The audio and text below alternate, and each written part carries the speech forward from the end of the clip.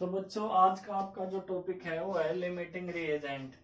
Limiting reagent का मतलब क्या है, मैं आपको पहले थोड़ा सा बता दूं। जैसे नाइट्रोजन रिएक्ट कर रहा हाइड्रोजन के साथ और क्या फॉर्म कर रहा, दो मॉलिक्यूल अमोनिया के।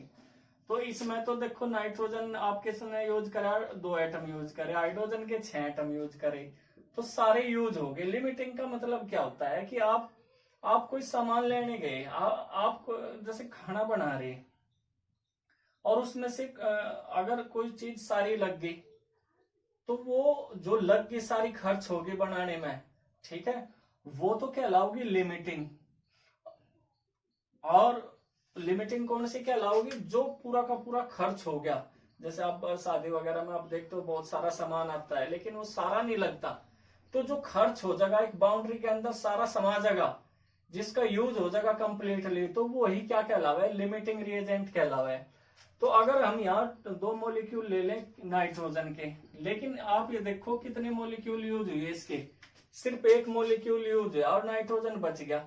तो अगर आपसे पूछा लगे इसमें लिमिटिंग रिएजेंट कौन सा है इस इक्वेशन में, तो जिसका अमाउंट बच जाएगा वो नहीं होने का, जिसका अमाउंट पूरा का पूरा मेन प्रोडक्ट बनने में खर्च हो गया, यानी जो आप प्रोडक्ट फॉर्म करना चाह रहे अगर उसे बनाने में सारा का सारा अमाउंट जिसका लग गया तो वो लिमिटिंग रिएजेंट कहलावे। तो हाइड्रोजन के आपने कितने लिए थे, 6 एटम, और अमोनिया के बनाने में 6 के 6 यानी 6 एटम क्या हो गए, खर्च हो गए, स्पेंड हो गए, ठीक है। तो इसमें लिमिटिंग रिएजेंट कौन सा कहलाऊगा, hydrogen कहलाऊगा।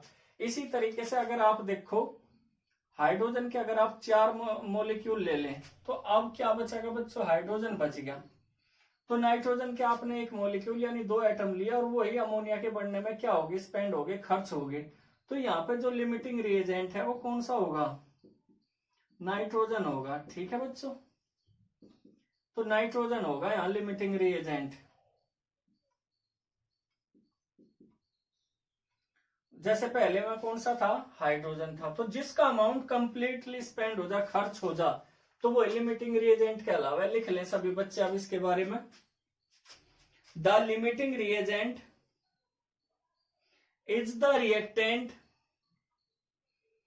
which gets completely consumed in the chemical reaction under consideration and whose amount limits the amounts of products formed in the reaction।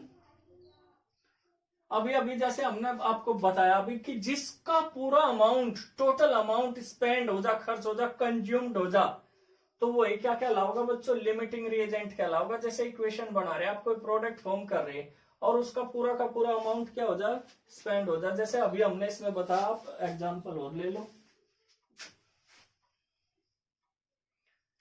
जैसे C+O2 CO2 बन गया, लेकिन अगर हम इसमें कार्बन ज्यादा ले रहे और तो कार्बन बच गया, तो यहाँ पे लिमिटिंग रिएजेंट क्या हुआ, ऑक्सीजन हुई, ठीक है, क्या हुआ, ऑक्सीजन हुई।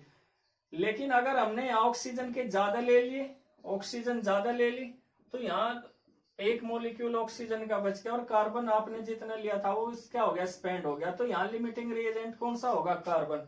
तो जिसका टोटल अमाउंट स्पेंड हो जा, कंज्यूम्ड हो जा, वही क्या कहलावा है, लिमिटिंग रिएजेंट कहलावा है, ठीक है। इसे अच्छी तरीके से तैयार कर ले सभी बच्चे।